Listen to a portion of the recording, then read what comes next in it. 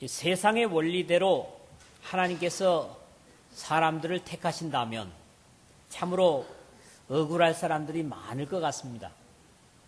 그런데 역시 하나님은 이 우주의 주인답게 이 세상의 기준을 넘어서는 누구에게도 편견 없이 그의 백성들을 부르시고 계시다는 사실입니다. 그리고 여러분들 역시 그런 은혜에 의지하여 하나님 앞에 있다는 사실입니다. 로마의 권력과 그리스의 정신이 지배하던 1세기만 해도 사람의 머리로 판단하고 사람을 선택했다면 그야말로 요즘처럼 하나님께 대해서 말이죠. 머리에 붉은 줄 질끈 매고 한 손 축겨 들고 구원쟁취 이럴 거 아니겠어요? 그런 데모가 아마 빗발쳤을 수도 있습니다. 근데 하나님께서는 절대로 그런 데모를 받을 대상이 아니시죠. 주님은 로마의 권력에서 그리스의 철학에서 유대인의 종교의 우월에서도 변명할 수 없는 기준으로 모든 죄인을 부르셨다는 사실입니다. 그래서 지혜의 하나님이신 것이죠. 그렇기 때문에 오히려 당시의 기득권자들에게는 불만이 나올 만한 것이었습니다. 요즘도 어떤 일을 바르게 하려고 하면 언제나 문제를 일으키는 것은 먼저 기득권을 잃게 되는 기득권자들이죠. 그런 사람들이 늘 문제인데 이런 입장에서 헬라의 철학자들도 그랬고 유대의 종교들도 그랬을 것입니다. 사람들은 누구나 자신의 처한 입장보다 나은 것을 구하고 요구하기 때문에 누구에게도 완전한 만족은 있을 수 없습니다. 어떤 공평함도 자신의 입장에서 볼 때는 공평한 것이 되지 못하는 것이 상대 속에 사는 우리 사람들입니다. 오늘날에도 이것은 다르지 않다고 생각을 합니다. 세상의 이권과 관계 그리고 형편을 따진다면 오늘 이 자리에 저를 포함해서 태반은 함께 할 수 없는 사람들일 것임에 분명합니다. 바울은 당시에 모든 이권을 다 가지고 있는 사람이었습니다. 히브리인 중에 히브리인에다가 최고의 학자 가말리엘의 문화에서 최고의 학문을 터득한 그런 최고의 인텔리였습니다. 그런가 하면 로마의 시민권을 가진 어느 문화나 학문, 정치에도 뒤질 것이 없는 완벽하게 갖춰진 사람이었다는 거지요. 물론 하나님께서 바울로 하여금 그렇게 갖추게 하셨다 저는 그렇게 믿습니다. 그런데도 다행인 것은 당시에도 최고의 기준에 서 있는 바울이 그러한 자신의 이권을 벗어던지고 주님의 편에 섰다고 하는 것이고요. 사실 그것은 바울의 원하는 바가 아니라 하나님의 역사하심이었기 때문에 가능할 것이다. 그렇게 확신을 합니다. 그래서 바울의 증거는 모든 사람들에게 호소력을 가질 만한 것이었습니다. 어떤 것을 가지지 못하고 말하면 사실 호소력이 약합니다. 저 사람은 자기가 가지고 있지 못하기 때문에 저렇게 성토를 하는 것이다. 그렇게 말할 수 있겠죠. 이런 바울이 당시에 최고의 가치를 가졌다고 하는 사람들 향해서 십자가에 못 박힌 그리스도를 전하는 것은 이런 이유에서도 대단한 하나님의 지혜이고 가치였다고 믿습니다. 오늘도 이러한 바울의 호소가 어떻게 그때 당시에 그리고 오늘 우리에게 나타나는가를 이 말씀을 통해서 한번 생각을 하려고 합니다. 1장 18절은 전에도 제가 말씀을 가지고 한번 여러분에게 말씀을 나누었기 때문에 그 말씀은 대략 전체적인 내용 속에서만 나누어 가도록 그렇게 하겠습니다. 첫 번째는 18절에서 20절의 말씀입니다. 세상의 기준을 뒤바꾸는 지혜가 바로 하나님의 지혜입니다. 세상에 지금도 만들어진 기준이 있습니다. 그것은 법이 아니든 법이든 간에 묵시적으로도 만들어진 지혜가 있고 방법이 있습니다. 그런데 하나님께서 이 세상 기준을 완전히 바꾸셨다고 하는 사실이죠. 여기 십자가의 도의 신비를 증거하는 것부터 시작을 합니다. 근데 십자가의 도가 뭐냐? 이 도라고 하는 것이 본래 로고스입니다. 로고스. 그래서 요한복음 1장 1절 그리고 요한 1서 1장 1절에도 태초에 말씀이 계시니라. 이게 태초에 로고스가 계시니라. 이런 말씀이 있고 이 로고스라고 하는 것은 헬라 철학을 조금이라도 공부한 사람은 아실 겁니다만은 당시의 최고의 어떤 지존자, 인간으로서 범접할 수 없는 절대자를 로고스라고 그렇게 표현을 했던 것을 봅니다. 그런데 뒤에 가서 말씀하겠습니다마는 십자가와 이 절대 지존인 로고스와는 전혀 조화가 안 되는, 사람의 생각으로서는 조화가 안 되는 그런 것이었습니다. 똑같은 이 생명의 원리가 이미 정해진 사람의 형태에 따라 이해되는 것이 다르다고 지적을 합니다. 십자가의 도가 멸망하기로 준비된 자들에게는 어떻습니까? 미련한 것은 당연한 것입니다. 이게 미련하다고 하는 말이 무슨 말이냐 하니까 헬라어로 모리아라 그랬다고요. 구체적인 뜻은 뭐냐 하니까 불합리하다는 겁니다. 절대적으로 이해가 안 되는 그런 말을 갖다가 헬라어로 모리아라고 하는 거예요. 당시에 헬라 철학에서도 로고스는 최고의 우주적인 원인이자 모든 것의 본질인 인격체라고 믿었는데 이 플라톤의 이디아도 보면 사실은 이 로고스를 얘기하는 겁니다. 최악의 사형 도구인 십자가와 로고스는 도저히 어울릴 수 없는 것이라는 데서 부정될 수밖에 없었습니다. 철학적으로 깊은 높은 사고를 하는 사람들에게 말이죠. 그럼에도 불구하고 구원받기에 합당한 자들에게는 이 세상적인 불합리가 이해가 되어지지 않은 이 사실이 하나님의 능력이 되니 참으로 신기한 일일 수밖에 없다는 거지요. 결국 세상의 지혜와 총명이 영혼의 세계에서는 쓸데없게 만드는 것이 하나님의 섭리라는 겁니다. 이래서 세상에서 큰 소리치던 사람들이 하늘에서는 큰 소리칠 수 없는 존재들이 되게 하신 것이 하나님의 공평한 섭리라는 거지요. 세상의 기준은 사람의 지식으로 또는 판단으로 이치에 맞는 것이어야 받아들여지는 것이 일반적인 상식입니다. 그것이 소위 말하는 오늘날 말하는 학문이라고 하는 것이고 또 과학이라고 하는 것입니다. 그럼에도 하나님께서 이러한 지식의 기준을 결국 그리스도의 십자가로 완전히 뒤바꾸신 것이죠. 여기에 등장하는 세상의 최고의 기준은 뭡니까? 능력, 지혜, 선비입니다. 다 사람들이 어때요? 좋아하는 거죠. 힘 있는 것이 사람들에게 좋고 저 사람은 지혜가 있다고 사람들에게 칭찬 듣는 것이 좋고 그 다음에 참 저 사람은 멋진 선비다, 신사다 그렇게 대우를 받는 것을 사람들이 좋아하는 것은 당연하지 않습니까? 그럼에도 이런 모든 입장에서 비웃는 십자가를 통해서 사람들을 구원의 부르심으로 세상에 가진 것들을 오히려 헛되게 만들고 모든 사람들을 구원으로 불러들이는데 공평하게 하신 것입니다. 이런 입장에서 하나님 앞에서 내가 신령한 것에 관해서 지혜가 있다 그렇게 큰 소리 칠 만한 사람은 하나도 없습니다. 아무도 없습니다. 또 이런 입장에서 하늘에서 내려온 자 곧 인자 외에는 하늘에 올라간 자가 없느니라 하는 요한복음 3장 13절에 주님의 증거가 인정될 수밖에 없는 것입니다. 예수 그리스도 외에 하늘의 신비한 지혜를 가진 자는 없고 아무리 유능하다고 하는 유대의 서기관들조차도 자신들이 계속해서 성경을 베껴 썼던 율법의 깊은 의미를 헤아릴 수 없었기 때문에 그 율법에서 예언한 예수 그리스도를 알아볼 수가 없었던 것입니다.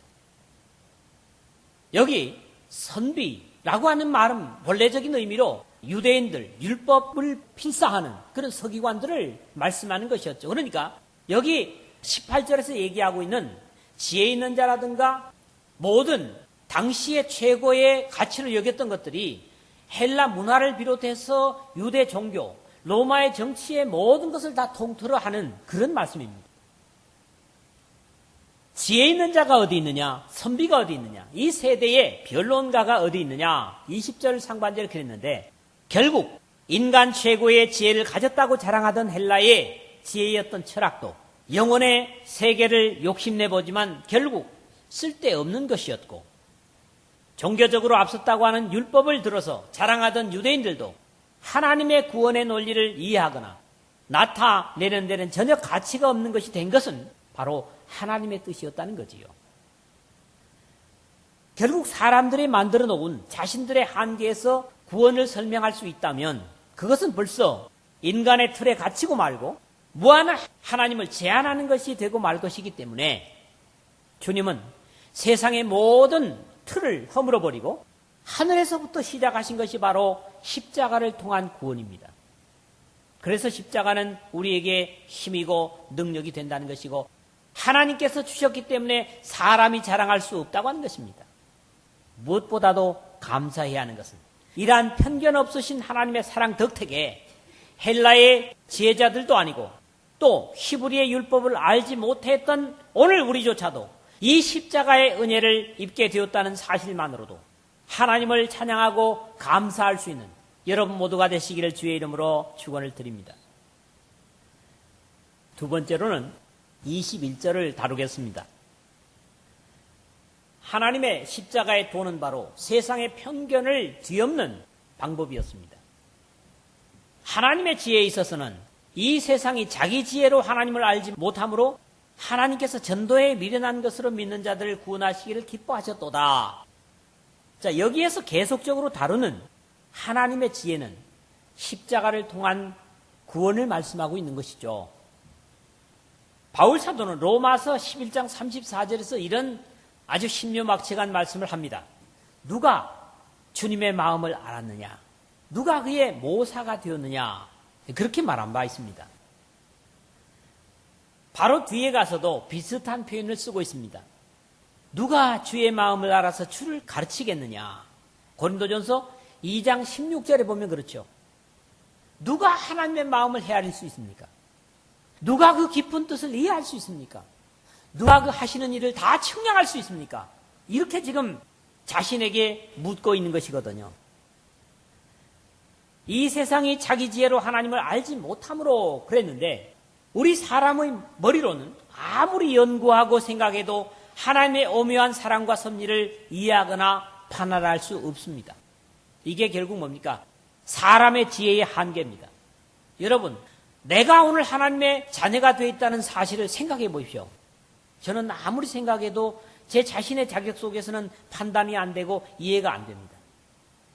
사실 세상이 가진 지혜는 어두움의 지혜입니다. 악의 지혜이기 때문에 이 지혜의 도구를 헛것으로 만들어 모든 사람을 공평하게 대우하신 것이 바로 하나님의 섭리고 이 십자가의 증거입니다. 이 세상의 지혜들 보시죠. 지혜 있다는 사람들이 종국적으로 어떻게 갑니까? 하나님을 찾아갑니까? 그 지혜를 가지고 하나님을 반대하는 방향으로 갑니다.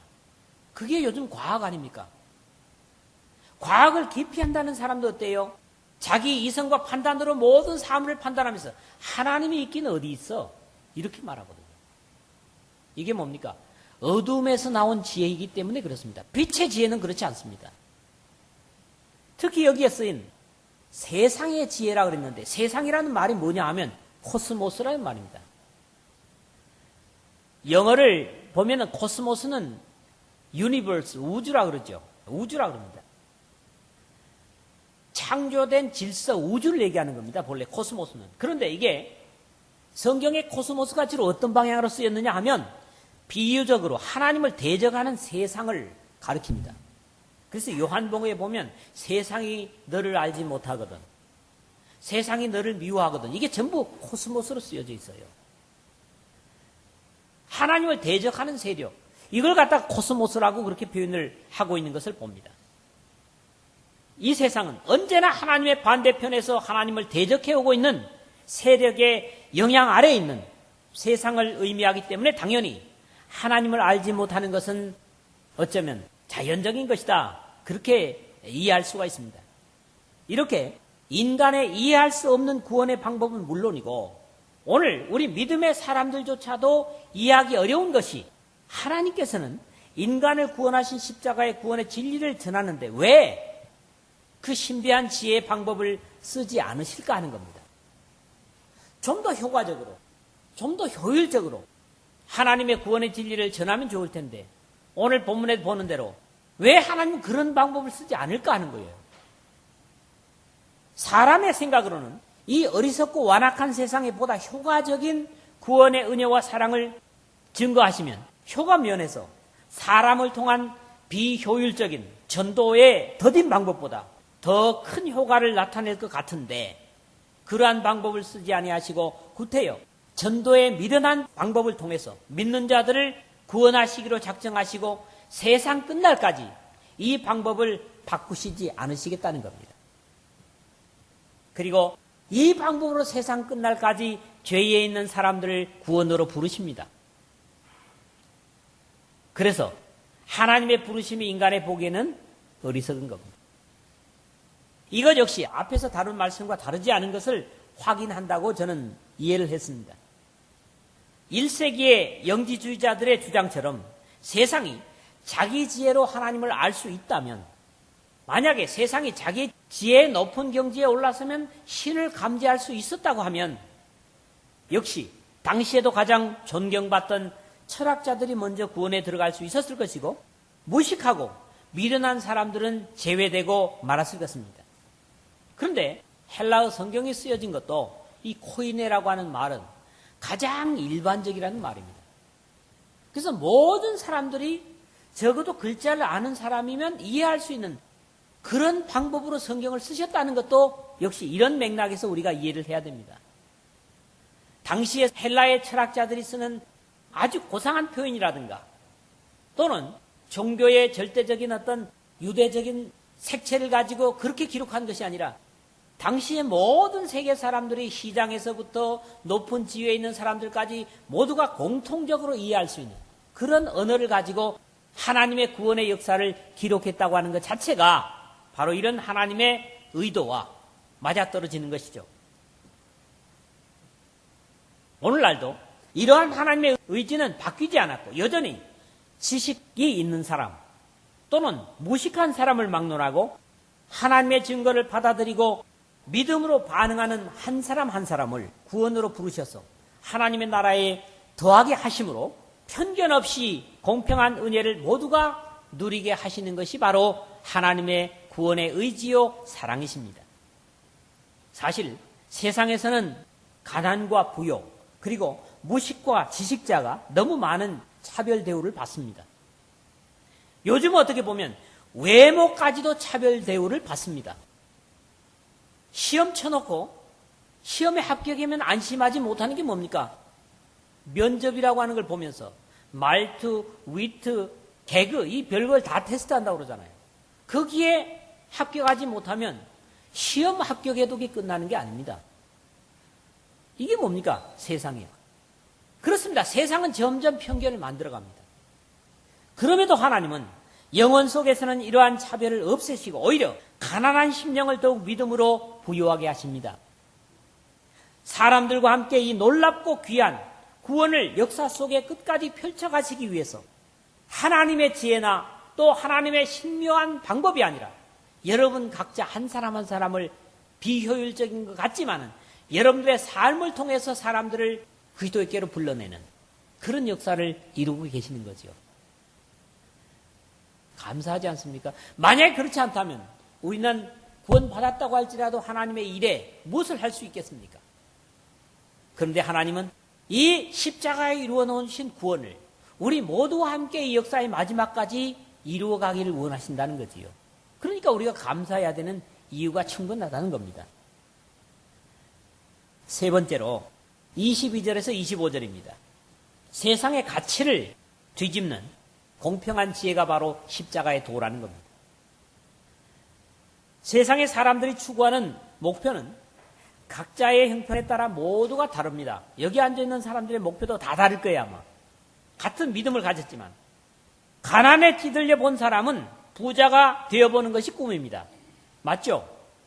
무식으로 서름받는 사람들은 죽을 때까지도 무식을 벗어던지고 사람들에게 유식으로 인정받기 위해서 온갖 애를 다 쓰는 것들을 오늘 우리 사회에서도 보아오는 사실입니다. 돈 좀 실컷 벌어서 쓰다 죽었으면 이 사람들이 뭐예요? 가난한 사람들이에요. 무식하다고 서름받는 데서 무시하는 사람들의 콧대를 눌러놓을 정도로 인정을 받고 싶어서 가짜 학위라도 가지고자 하는 것이 우리 사회의 부의 피해나 지식의 피해자들의 가장 일반적인 소원일 것입니다. 이런 입장에서 유대인들은 표적을 구한다 그랬습니다. 표적의 민족 유대인들은 끊임없이 표적을 통해서 살고 또 계속 표적을 추구하는 사람들이었습니다. 유대 나라가 생기면서부터 어떻습니까? 이적으로 애굽에서 나왔지 않습니까? 그것도 한 가지 이적이 아니라 10가지 이적을 가지고 하나님은 애굽 땅에서 자기 민족을 불러내셨습니다. 그래서 이적으로 시작해서 계속 이적으로 가나안에까지 이루고 이적으로 이루어진 역사, 그게 뭡니까? 유대인들의 역사입니다. 그렇기 때문에 그들의 이적은 아직 끝나지 않았다고 생각하는 것이고, 계속해서 그들은 하나님께서 변함없는 이적을 자신들에게 주시기를 원했던 것이죠. 오죽하면 예수 그리스도께서 집요하게 표적을 요구하는 유대인들에게 악하고 음란한 세대가 표적을 구하나 요나의 표적밖에 보여줄 표적이 없느니라 그렇게 거절을 하셨겠습니까? 그런데 어떻습니까? 유대인들은 표적을 구하는데도 불구하고 오늘 말씀 뭐예요? 우리는 십자가에 못 박힌 그리스도를 전하니, 세상의 반응에 관계없이 십자가에 못 박힌 그리스도를 전한다는 겁니다. 그래서 이것이 어때요? 유대인들에게는 거리끼는 것이라는 거예요. 왜 유대인들에게 거리낍니까? 유대인들은 자신들이 죽인 예수 그리스도를 메시아라고 하니 참으로 거리낄 수밖에 없었을 것입니다. 오순절 날에 베드로 사도도 이렇게 선언을 하죠. 그런즉 이스라엘 온 집은 확실히 알지니 너희가 십자가에 못 박은 예수를 하나님이 주와 그리스도가 되게 하셨느니라. 사도행전 2장 36절에 그랬다고요. 그러니까 결국 유대인들이 십자가에 예수만 들으면 어떻습니까? 양심에 괴로운 겁니다. 우리가 죽였다. 그럼에도 불구하고 변함없이 그들의 그런 양심의 괴로움을 가지고도 주님께 돌아오지 않은 사람들이 태반이었다고 하는 것이 유대인들에게는 비극이죠. 아, 우리가 참으로 잘못했구나. 그렇게 회개하고 십자가에 돌아왔다면 얼마나 그들이 복된 사람들이 되겠습니까? 오늘도 무엇인가 신비한 것이 있어야 그럴싸하게 생각하는 사람들은 오히려 거짓 표적을 통해서 유혹하는 마귀의 올무에 넘어갈 수 있는 위험성도 그만큼 많은 것을 알아야 됩니다. 악한 자의 나타남은 사탄의 활동을 따라 모든 능력과 표적과 거짓 기적과 불의의 모든 속임으로 멸망하는 자들에게 있으리니 이는 그들의 진리의 사랑을 받지 아니하여 구원함을 받지 못함이라. 이러므로 하나님이 미혹의 역사를 그들에게 보내사 거짓 것을 믿게 하심은 진리를 믿지 않고 불의를 좋아하는 모든 자들로 하여금 심판을 받게 하려 하심이라. 데살로니가 후서 2장 9절에서 12절에 바울 사도를 통해 그렇게 말씀합니다. 여러분, 표적이 아니라도 십자가의 예수 그리스도를 바라보며 감격할 수 있는 신앙이야말로 참으로 주님께서 기뻐하실 믿음입니다. 여러분 모두가 그런 믿음을 가지시기를 주의 이름으로 축원합니다. 자, 이런 사람에게도 우리는 십자가에 못 박힌 그리스도를 전한다. 헬라인은 지혜를 찾으나 역시 헬라인에게 찾는 지혜에 맞는 것이 십자가는 아니거든요. 지혜를 자랑하는 그리스인들, 그들은 그들의 철학을 통해서 세계를 통치하고자 하는 그런 철학 절대주의를 주창했던 사람들이죠. 그런데 이 철학에 반항하는 분이 나오신 게 바로 또 예수 그리스도거든요. 이 유대인이 아닌 모든 헬라의 철학을 신봉하는 사람들 여기서 또 이방인들에게라고 그렇게 말하고 있습니다. 이방인들에게 어리석게 보이는 것으로 하나님이 어떻게 인간을 가장 처참하게 죽이는 십자가에서 죽을 수 있는가? 또 어떻게 그렇게 약하게 죽은 사람이 인간을 구원할 수 있는가? 하는 것이 저들의 의미였던 것입니다. 그렇기 때문에 이방인에게는 미련한 것이로되, 당연히 지혜 속에서 판단한 십자가는 너무나 어리석은 것이고 미련한 것이라는 겁니다. 그러나 우리는 십자가에 못 박힌 그리스도를 전하니 오직 부르심을 받은 자들에게는 인종이나 계급에 관계없이 예수 그리스도는 능력이요 하나님의 지혜가 된다고 오늘 24절의 말씀을 하고 있습니다. 유대인이나 헬라인이나 그리스도는 하나님의 능력이요 하나님의 지혜니라. 어떤 유대인, 어떤 헬라인입니까? 십자가에 못 박이신 예수 그리스도를 나의 주님으로 받아들이는 자들을 얘기하는 겁니다. 즉 인간의 계급과 지혜를 던지고 약하고 어리석은 것 같이 보이는 하나님의 방법, 십자가의 도를 믿음으로 순종하는 자들에게는 하나님이 바로 능력이 되어주시고 하나님이 바로 지혜가 되어주시기 때문에 부족함이 없게 된다고 하는 것이죠. 그래서 예수님을 통해서 하나님의 구원을 깊이 아는 사람들은 더 이상 세상의 지혜가 유치하게 들릴 것이고 세상의 기득권도 천국에 우리에게 주실 하나님의 약속보다는 못하다고 하는 그런 확신을 갖게 되는 겁니다. 그렇지 않습니까? 하나님의 어리석음이 사람보다 지혜롭고 하나님의 약하심이 사람보다 강하니라. 25절에 그렇게 말씀을 하죠. 하나님은 절대로 어리석을 수 없는 지혜의 근본이십니다. 그렇지 않습니까? 하나님은 지혜의 근본이십니다. 여러분도 인정하죠? 그럼에도 상대적인 사람에 비교하여 지혜롭고 그랬는데요. 하나님은 전능하심으로 피곤을 모르시는 분이지만 역시 사람의 한계에 상대해서 비교될 수 없는 분이시고 이런 이치를 설명하기 위해서 이런 표현을 사용하고 있다고 하는 것을 우리가 인정할 수밖에 없습니다. 무엇보다도 십자가의 구원을 믿음으로 받아들인 자들은 이와 같은 하나님의 지혜와 능력을 사용할 수 있는 놀라운 약속을 역시 함께 받는다는 것입니다.